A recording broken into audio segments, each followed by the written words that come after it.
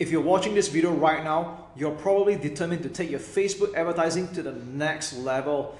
And watch this video only if you have already started running Facebook ads, you're spending some money, or at the very least, you're running your campaign for the last few days. Because what's going to happen next is that I'm going to share with you some of the things that you can do to take your Facebook ads and optimize it to what I just call it the next level again. All right.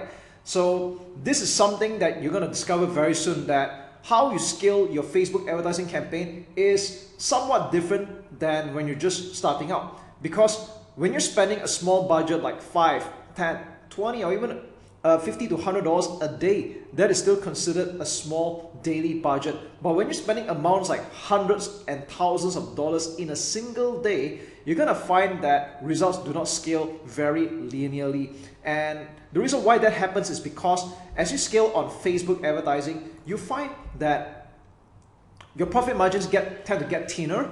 You're trying to reach your advertisement to serve it to a lot more people. And with that said, of course, if you're getting like a 2 to 4 times return on ad spend, sometimes you might even get a 5 to 10 times return on ad spend, depending on how deep the funnel is. But as you start spending more money, you realize that it's just not going to scale in a very linear manner. So what's going to happen in this video training is that I want to prepare you mentally on how to troubleshoot, how to optimize your advertisements and your targeting as you run Facebook ads. Okay. Now, first and foremost, let's talk about scaling. All right. If your ad is converting, it is time to scale. But with that said, scale cautiously.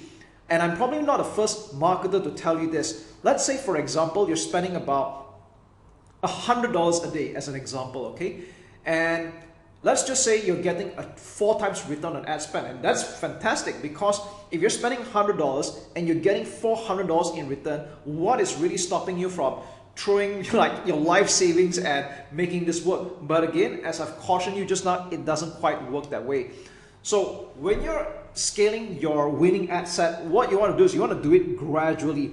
So you want to increase your daily ad spend like by 20 to 30% of ad spend increase, and you don't do it any more than that. Okay, why is that the case? That's because if you're spending $100 a day, you probably want to just edit the budget and change it to like $120 or $130 a day. That's probably what you're going to do. Okay, and if you're thinking about, all right, but I'm actually ready to spend more money than that, I'm ready to spend, you know, like a few $100s in a single day. So what you want to do is that you can make a duplicate of that winning ad set and duplicate it like 3 or 4 times. So for example, if you have a $100 per day ad set that's doing very well and you intend to spend $300 a day, so instead of just editing that campaign or that ad set and change it to $300 a day, what you want to do is you want to duplicate that ad set 3 times, or sorry, another 2 more times, and at $100 each.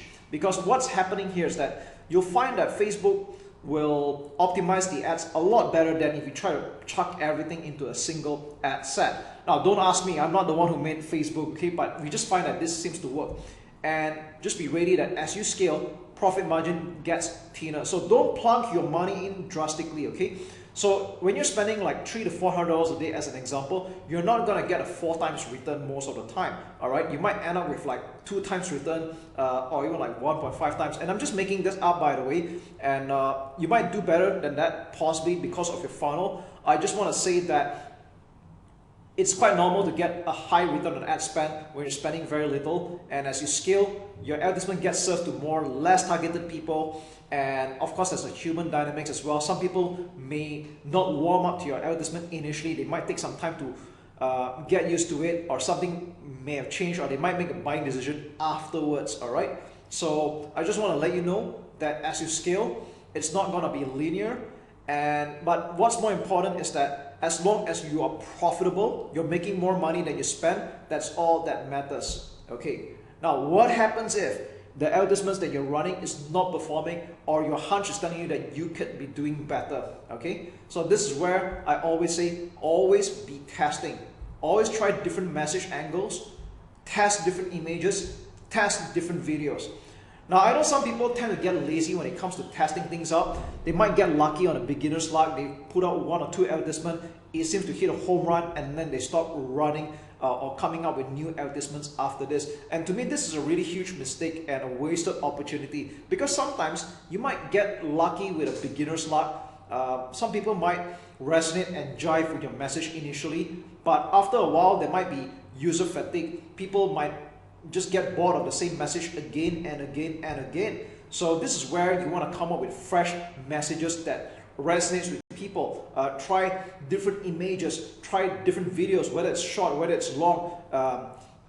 For example, if you're doing a make money or internet business niche, what are the pain points that people tend to resonate with? Are they fed up with their jobs? Are they sick and tired of stuck in a traditional business? Are they fed up with competitors? Are they struggling with rising costs? All right. So what I just named to you is just some of the different message angles that you could be attacking. All right.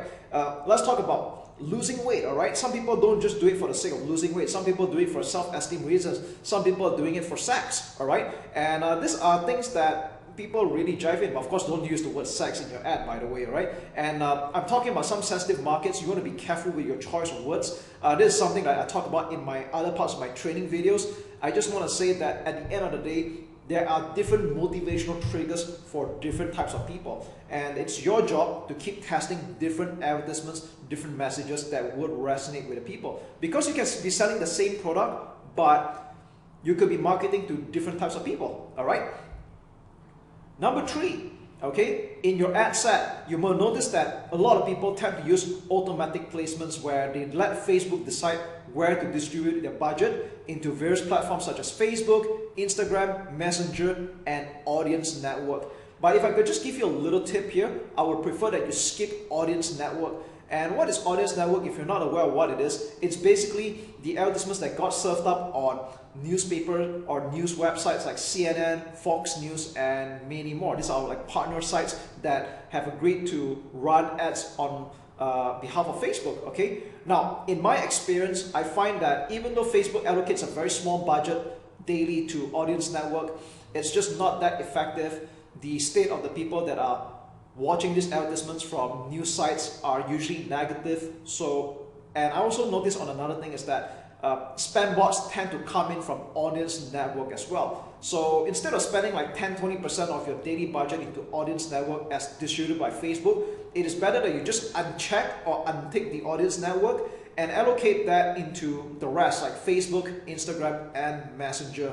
So this is just a slight optimization to help you get the better leads or better cost per result. And yes, so you're kind of wondering what native ads look like when you visit news websites like this. This is where they show your advertisements on. And if you notice, a lot of news websites tend to attract a lot of negative people, and rightfully so, because they always run negative advertisements. Imagine that your offer shows up on news websites where people are already like in a negative state of mind, okay? So don't want to do that. Now, tip number 4, try out long post, all right? So this might sound counterintuitive because a lot of people that try running Facebook ads for the first time, they might intuitively think that running a short-based ad is a lot better because of people's short attention span. We find that writing long posts actually helps get in more targeted audience, because why would that be the case? Number 1, let's talk about the Facebook algorithm or learning machine. The more you write into your post, of course within reasonable limits, the more that you write, it actually helps tell Facebook, a learning machine, that look, this is the kind of audience that I want to hook in, all right? It helps you find a more targeted audience. And we also find that people that bother to read a long post are also more likely to be qualified and interested. Now, if you want to be a little bit more objective about it, I recommend that you put 2,200 characters or under so that this can appear on both Facebook platform and Instagram ads as well. But there's no true limit for Facebook ads, so even if you write longer than this, that's actually fine. But the only drawback is that this will not appear on Instagram, okay? And for any detractors that think that, oh, people will not want to read a long post, and you might have heard of the famous 9-second attention goldfish attention span here. Now, I just want to say that people are not goldfishes, okay? Now, the truth of the matter is, yes, it's true that we are fighting for the most precious commodity right now, and that is attention span. but I want you to know that people are not goldfishes, because you can write a short advertisement, but if they're just not interested in it, you can put 2-3 lines or a short paragraph and they will still not click on it and take action. Now, on the other hand, if your advertisement jives, okay, and it resonates with the people that it's intended for, you can be writing a short or a long essay, people will still click on it, okay? Tip number 5. So while we're on the topic of long posts, you can also try long videos. Now, most advertisers, for starters, will try doing videos that are below 2 minutes, and there's absolutely nothing wrong with that. But again, falling back on my point earlier, that you want to split test as many creatives as possible. You want to have one short video below 2 minutes, and you want to have one long video that offers more education, more awareness building in your video, and this will help you reel in more qualified leads. And how long should a video be? To be very frank, there's no true length to a video. There's some that can run for like 3 to 5 minutes, and I think that's a good length to look at. You can even run for 5 to 10 minutes, and I've seen videos that run for 2 to 3 hours. There are actually people that upload their entire webinar replay onto a Facebook ad video, okay? And if you're wondering, do people actually watch all the way? That's not true as well. But here's the thing. I've gotten results, I've gotten purchases, I've gotten leads that sign up, and when I look at it, they didn't watch the video all the way, but they did get the idea, alright? It's just like people that read the entire newspaper, they didn't read word for word, but they just browse through the headline and the sub-headlines, they read some parts here and there, they get the idea, and they decided that they want in. And if you review all of your past buying purchases as well, I probably bet you don't actually read every single word that you did or watch the entire video that you've seen, okay? That hardly ever happens, and yet you make buying decisions, you make decisions to sign up for webinars, seminars, or opt-ins, free offers, and anything like that, okay? And number 6, avoid using you and your too often in your ad copy, because this is going to sound counterintuitive, especially to direct response marketers. They will struggle with this normally, okay? Old school direct response marketers normally struggle with this. But you have to understand that when it comes to social media, it's kind of like a networking, a social platform. That's exactly what it is, okay? So you don't want to be adopting a me-to-you communication. You have to treat it like you're in a party. So when you write, you want to be indirect or speak in a very third-party manner. So I'm going to give you some typical bad examples that people will write very directly, like, are you fat? Okay, so you don't want to be starting off like that. Or are you facing this problem? You don't want to start off like that. Do you want to find a girlfriend? Clearly not, okay? And even attention real estate agents, to an extent, I do not encourage this way of doing this, because what you're doing is that you're already excluding people and alienating cold audience right off the bat, and this actually indirectly contributes to a bad Facebook ad score overall, okay? Can you imagine that on a more sensitive level, you put something along the lines like, are you a Christian, or attention Muslim people? This is obviously going to be kind of like sensitive altogether, so you want to avoid that kind of language. So even if your ideal audience are Christians or people of a certain religious beliefs or a certain niche of people, so what you want to do is you want to word it in an indirect way. Like, we have helped hundreds of people lose weight, or we have helped hundreds of people transform their body and regain their health since the year 2006. Here's how to increase attractiveness without riches or good looks. Or in the last 5 years, I have successfully bought and sold dozens of properties in LA, and here's how I've done it. Okay? So I think you get the idea. You want to basically rephrase everything from a me-to-you communication, first person, to third party. Okay? Tip number 7, use original quality photos. We find that in our experiment, we find that original photos tend to convert better than stock photos, but this doesn't mean that you don't try stock photos at all. Again, you want to split test as many creatives as possible, but of course, stock photos might do well, but original photos, in our experience, tend to do better as well. And you don't really need to work that hard to get original photos, okay? You can even use a DSLR, or even nowadays, any dual camera, like iPhone 6 Plus and above, would pretty much make the cut, or even Huawei P20, P30, okay? Now, I'm not going to put a full list of phone cameras here, because phones are something that evolve very quickly. It can get obsolete in the next 6 or 12 months for that matter. But I just want to say that any dual camera phones is pretty much good enough. Or you have DSLR, then more power to you. Okay? Tip number 6, use eye-catching thumbnails. So even if you're running video ads, you want to mask it with a thumbnail like this that you're seeing here right now. This is one of a very high performing ad. And if you're not sure how to create thumbnails, you can pretty much just use Photoshop, or if you don't know how to use Photoshop, you can just go to canva.com. You can open an account for free, and it's very intuitive that I don't even need to show you how to use it here. All right, you can basically use it as an absolute beginner. Get on canva.com, it's free to open, and start creating images for your video thumbnail. All right, so if you look at all the high performing advertisements that are video based, they rarely ever use a default video picture or a screenshot from the video itself. They always mask it with a thumbnail that you can pretty much edit. But might I remind you, you don't want to put in too much text. You want to make it below 20% of the overall coverage, okay? And I find that a 1200 times 628 pixels dimension, or 16 by 9 wide, is the best dimension, all right? And last but not least, as you start building your leads, when you start getting more customers and you hit at least 100 email addresses or 100 phone numbers, what you can do is you can start creating a look-alike audience.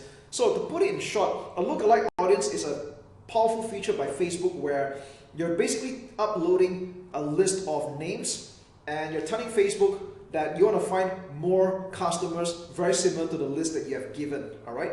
And for this to work better, you need to put in a list of a minimum of 100 email addresses and or phone numbers, but email addresses will be more preferred, okay? And of course, the more you have, the better. So if you have like a few hundred or thousands for the matter, that's going to be even better. And you can tell Facebook, I want to find more customers like this. So the way it works is that Facebook works on a percentage basis between 1% to 10%, 1% being the closest percentile towards your choice of audience, 10% being the furthest, okay? Now this is explained in another video training where I show how this is done step by step, but what I want you to know is that as you start getting more leads, more customers, and you hit a minimum of 100 names, email addresses, and or phone numbers, you can start leveraging on lookalike audience, and this is where the fun begins. Now, I know that for some types of businesses, hitting 100 email addresses might seem like a little bit of work at the moment, and that's okay.